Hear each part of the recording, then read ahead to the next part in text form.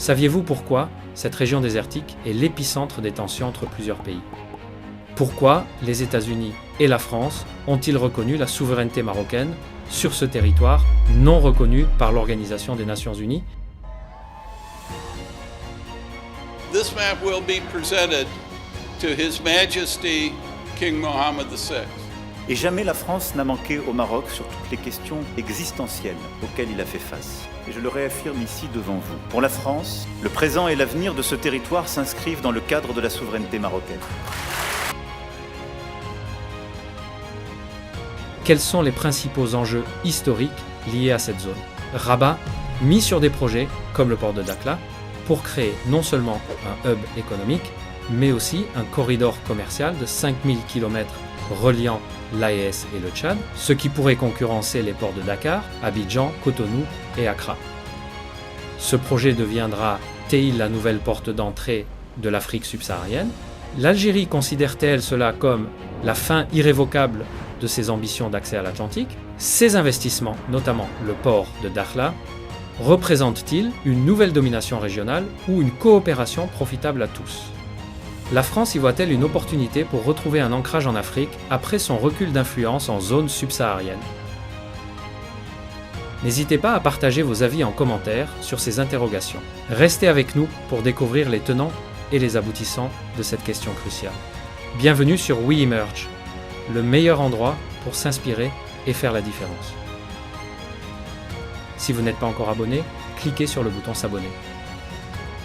C'est parti.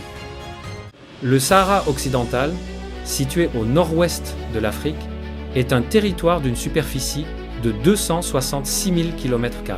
D'une part, il est bordé au nord par le Maroc sur 443 km, au nord-ouest par l'Algérie sur 42 km, et à l'est et au sud par la Mauritanie sur 1560 et 1 km. D'autre part, sa côte, longue de près de 1110 km, donne entièrement sur l'océan Atlantique. Par conséquent, il occupe une position géostratégique majeure. La plus grande ville du territoire est La Ayoun et la population totale est estimée à 565 000 habitants. De plus, les principales langues parlées sont l'arabe et le berbère, ainsi que l'espagnol et le français. Par ailleurs, l'espérance de vie y est de 62 ans pour les hommes et 67 ans pour les femmes. Grâce à son emplacement, le Sahara occidental constitue une porte d'entrée vers l'Afrique subsaharienne et un point clé pour le commerce avec l'Amérique latine, en raison de sa proximité géographique. En outre, la région regorge de ressources naturelles. En effet, elle possède d'importantes mines de phosphate, avec des réserves estimées à 3 milliards de tonnes, s'étendant sur environ 250 km². À cela s'ajoutent des gisements de pétrole et de métaux. De surcroît, sa vaste façade atlantique lui confère une abondance de richesses halieutiques, faisant du Sahara occidental un territoire à fort potentiel économique et stratégique. Historiquement, ce territoire était une colonie espagnole jusqu'en 1975. Cependant, depuis 45 ans, il est disputé entre le Royaume du Maroc et la République arabe sahraoui démocratique, proclamé par le Front Polisario et soutenu par l'Algérie. Un conflit oublié, souvent relégué au second plan sur la scène internationale, demeure non résolu à ce jour. En conséquence, aucune solution politique définitive n'a été trouvée et juridiquement, le territoire est toujours considéré par l'ONU comme non reconnu. Toutefois, le Maroc contrôle plus de 80% du territoire à l'ouest, tandis que le Front Polisario en administre moins de 20% à l'est.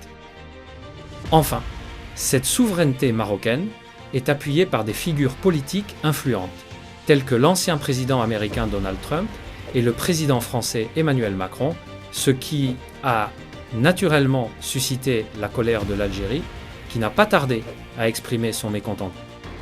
Malgré ce contexte géopolitique tendu, en novembre 2020, lors du 45e anniversaire de la Marche verte, Sa Majesté le roi Mohammed VI a proclamé des hautes orientations stratégiques pour la façade atlantique sud du royaume. Située face au Sahara marocain, cette façade constitue une interface maritime d'intégration économique et un foyer de rayonnement continental et international Dans cette optique, la stratégie portuaire nationale a été mise en place afin de moderniser et renforcer les infrastructures portuaires d'ici 2030. L'objectif est de positionner le Maroc comme la plateforme logistique du bassin méditerranéen, d'accroître son rôle dans les chaînes d'approvisionnement mondiales et de saisir les opportunités stratégiques qui apparaîtront. Ce choix est d'autant plus encouragé par la réussite du complexe portuaire Tanger-Med, premier port en Méditerranée, situé à près d'1 heure du centre de Tanger. Cette stratégie repose ainsi sur 6 pôles portuaires. Le pôle de l'Oriental, tourné vers l'Europe et la Méditerranée, et notamment le Maghreb, le pôle du Nord-Ouest, porte du détroit avec Tanger. Le pôle de Kénitra-Casablanca regroupe notamment 2 ports, Mohammedia et Casablanca, au sein d'une même conurbation. Le pôle Abda, Doukkala, centre de l'industrie lourde, avec Jorf et Safi, le pôle du Souss, Tensift, avec le complexe portuaire d'Agadir. Le pôle des ports du Sud regroupant 3 ports, Tantan, Laayoune et Dakhla. Dans ce cadre, le port de Dakhla Atlantique représente un projet phare. Officiellement lancé en 2022 et prévu pour être achevé en 2028, ce méga-projet, estimé à 1,2 milliard de dollars, est situé dans la commune d'El Argoub, à 40 km au nord de Dakhla, dans la partie du Sahara occidental contrôlée par le Maroc. L'ambition du Maroc est triple. D'abord, renforcer son contrôle sur le Sahara occidental en intégrant économiquement la région au reste du pays. Ensuite, établir une porte d'entrée commerciale vers l'Afrique de l'Ouest, notamment pour les pays de l'Alliance des États du Sahel, l'AES, le Mali, le Burkina Faso et le Niger, ainsi que le Tchad, qui n'ont pas d'accès direct à la mer et pourraient ainsi réduire leur dépendance à leurs voisins côtiers, comme le Bénin, la Côte d'Ivoire, le Togo, le Ghana, le Sénégal et le Cameroun. Enfin, il s'agit d'un levier pour asseoir l'influence géopolitique du Maroc en faisant de Dakhla un pivot commercial reliant l'Afrique au marché transatlantique, tout en réduisant sa dépendance aux flux commerciaux européens. Par ailleurs, en tant que lieu d'échange stratégique, ce port permet aussi au Maroc de renforcer sa coopération militaire et sécuritaire en facilitant la présence de partenaires stratégiques sur sa côte atlantique, au risque d'irriter ses voisins, en l'occurrence l'Algérie qui voit d'un mauvais œil ce projet de port. Perçu par Alger comme une consolidation de la souveraineté marocaine sur un territoire non reconnu internationalement, ce projet s'inscrit dans une reconfiguration géopolitique plus large. Il reflète des rivalités historiques, des luttes d'influence en Afrique et des évolutions dans les alliances internationales. Comment en est-on arrivé là? Quels facteurs historiques et géopolitiques expliquent cette situation? À quel point le port de Dakhla Atlantique est-il stratégique? Pour mieux comprendre la situation actuelle, il est important d'interroger les origines historiques de cette partie de l'Afrique. Un des plus anciens conflits non résolus. Ces origines sont liées à l'héritage colonial et aux disputes sur le tracé des frontières sahariennes qui ont accompagné les indépendances de l'Algérie et du Maroc. Selon cet article, d'un côté, la République arabe démocratique du Sahara s'appuie sur le droit international et le principe du droit des peuples à disposer d'eux-mêmes afin de légitimer sa souveraineté sur les territoires du Sahara occidental. De l'autre côté, le Royaume du Maroc base quant à lui ses revendications sur son droit historique à contrôler les provinces du Sud, qui faisaient partie du Grand Maroc historique. Parler de l'histoire du Sahara occidental peut s'avérer difficile, car cela implique de rompre le silence entourant ce territoire et sa population, les Sahraouis, dont l'existence en tant que sujet politique est souvent niée. En effet, le Sahara occidental a été marqué par des dominations successives et des revendications territoriales. Dès le XIVe et XVe siècle, les Espagnols s'implantent le long de la côte africaine. Par la suite, la conférence de Berlin, tenue en 1884, attribue à l'Espagne la colonisation du territoire qui restera sous administration espagnole de 1884 à 1976. Cependant, à partir des années 1950, la vague de décolonisation en Afrique commence à remettre en question cette occupation. En 1975, sans consulter la population locale, Madrid cède le territoire du Sahara occidental au Royaume du Maroc et à la République islamique de Mauritanie, qui avaient accédé à leur indépendance respectivement en 1956 et 1960. Lorsque l'Espagne quitte le Sahara en 1976, ce territoire cesse d'être qualifié de Sahara espagnol pour redevenir, aux yeux de la communauté internationale, le Sahara occidental. Rabat, qui défend la thèse des droits historiques du Maroc sur ce territoire, interprète le départ des Espagnols comme une restitution par ces derniers de ce territoire. Cet accord de Madrid déclenche alors un conflit qui perdure encore aujourd'hui. Certes, un premier mouvement nationaliste sahraoui naît à la fin des années 1960, mais il est réprimé par les autorités espagnoles. Toutefois, en mai 1973, le Front Polisario voit le jour et, en 1975, l'ONU le reconnaît comme représentant légitime du peuple sahraoui. Parallèlement, alors que l'Espagne amorce sa transition démocratique, elle se retire du Sahara occidental et met en place une administration tripartite entre l'Espagne, le Maroc et la Mauritanie. Jusqu'en 1991, la Libye et l'Algérie soutiennent le Front Polisario dans une guerre asymétrique. À ce titre, le mouvement sahraoui parvient à battre la Mauritanie en 1979 et à contenir l'armée marocaine. L'Algérie, en soutenant le Front Polisario, cherche à empêcher l'expansion marocaine sur l'Atlantique, ce qui intensifie la rivalité géopolitique avec le Maroc. Ainsi, en 1975, le roi Hassan II organise la Marche verte, envoyant environ 350 000 Marocains pour annexer le territoire. Face à cette situation, le Front Polisario dénonce cette manœuvre et proclame en 1960 la République arabe sahraoui démocratique, RSD, bien que non reconnue par l'ONU ni par les pays occidentaux, mais soutenue par l'Algérie. Entre 1975 et 1982, la guerre du Sahara occidental oppose le Maroc et la Mauritanie au Front Polisario, appuyé par l'Algérie. De fait, les seules interventions directes de l'Algérie ont lieu en 1976 lors des batailles d'Amgala. Par conséquent, en 1979, la Mauritanie, épuisée par les combats, se retire du conflit et reconnaît la RSD. Dès lors, le Maroc poursuit l'affrontement, mais, face à l'enlisement militaire, il construit, entre 1981 et 1987, un immense mur de sable et de pierre, connu sous le nom de Berme, de plus de 2500 km et entouré de mines. Ce mur divise ainsi le Sahara occidental en deux zones.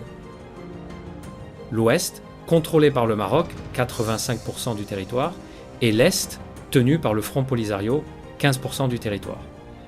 Si l'idée d'un référendum sur l'autodétermination est évoquée, les désaccords sur la composition du corps électoral bloquent toutefois sa mise en place. Néanmoins, cette perspective favorise un rapprochement diplomatique entre Rabat et Alger, conduisant finalement à un cessez-le-feu en 1991.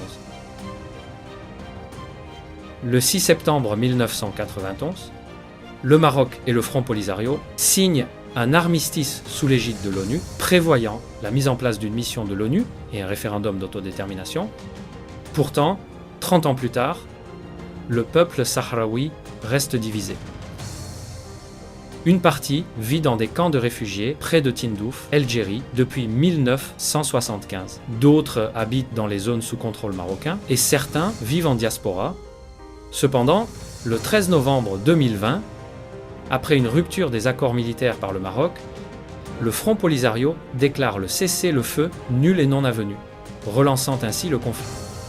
L'histoire du Sahara occidental est souvent réinterprétée en fonction des intérêts politiques.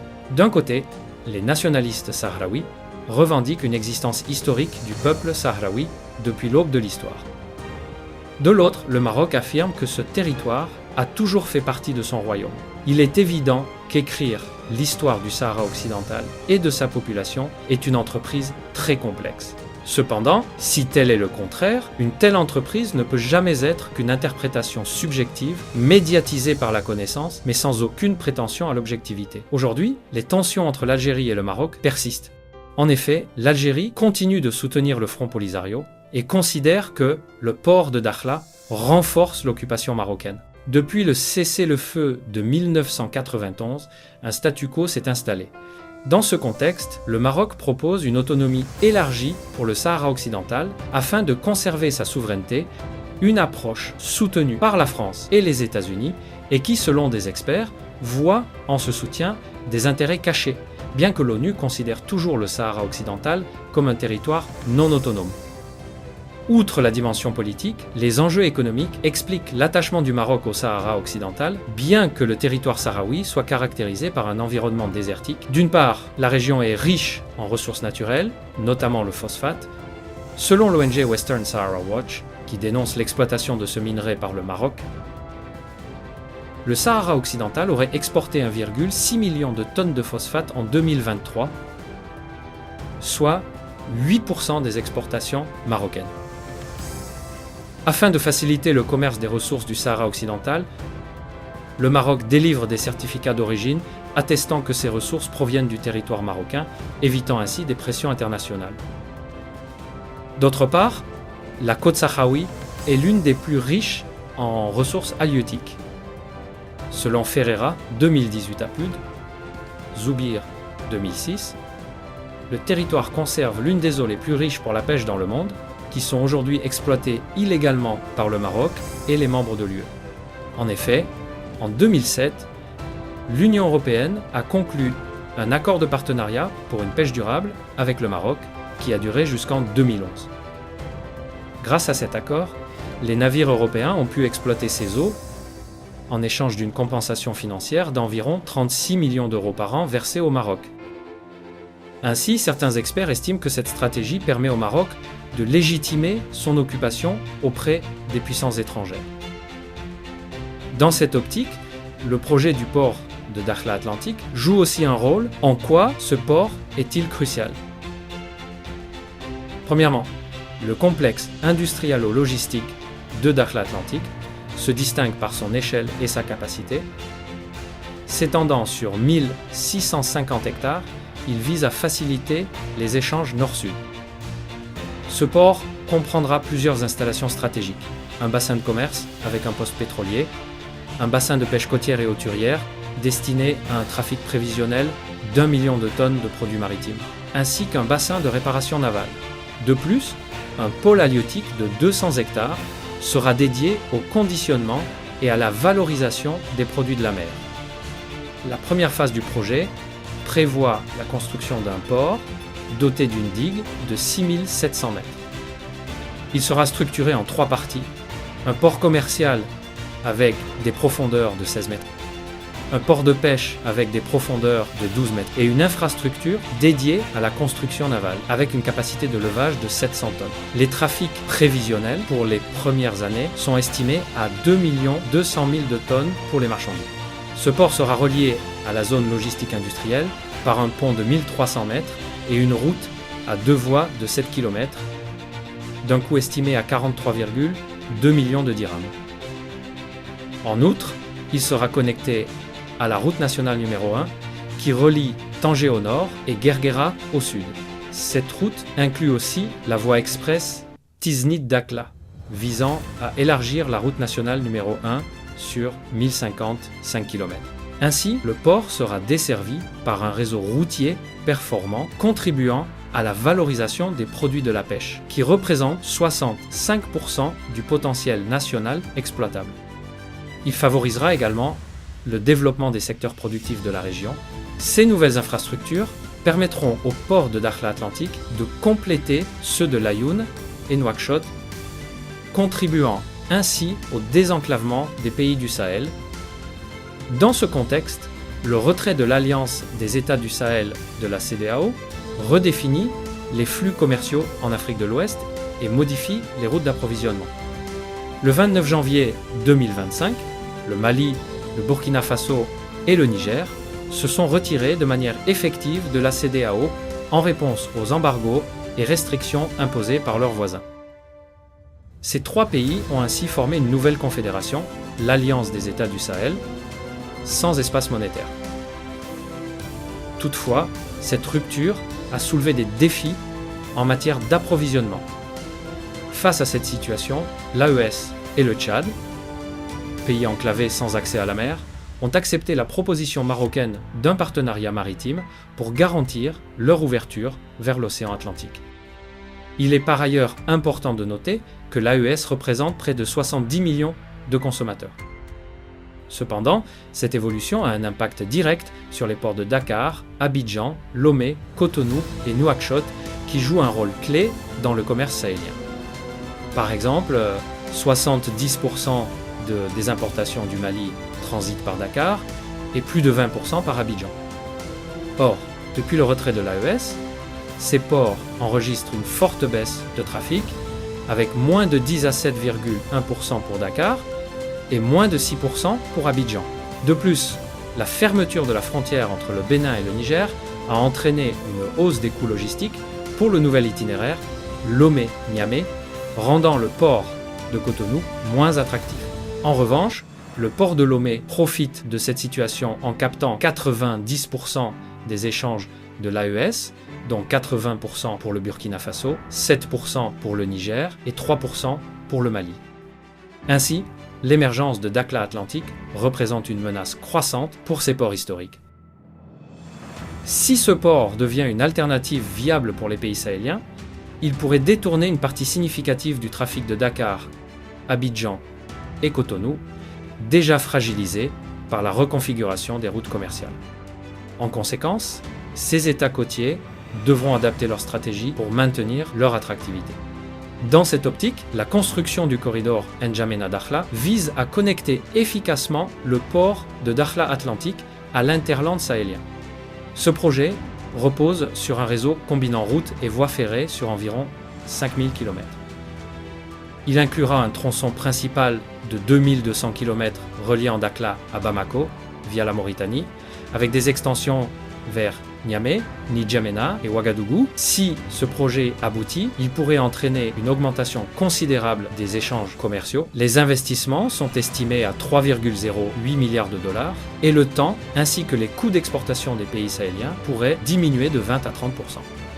De plus, les flux commerciaux entre le Maroc, la Mauritanie, le Sénégal et l'AES pourraient générer entre 80 et 85 millions de dollars de gains. À l'horizon 2035, le corridor de Dakhla pourrait créer plus de 150 000 emplois, tout en diversifiant les marchés et réduisant la dépendance vis-à-vis de l'Europe et de l'Asie. Actuellement, les exportations du Maroc vers l'AES s'élèvent à 300 millions de dollars, alors que leur potentiel commercial est estimé à 2,23 milliards de dollars, ce qui représenterait un réel bénéfice pour le Maroc.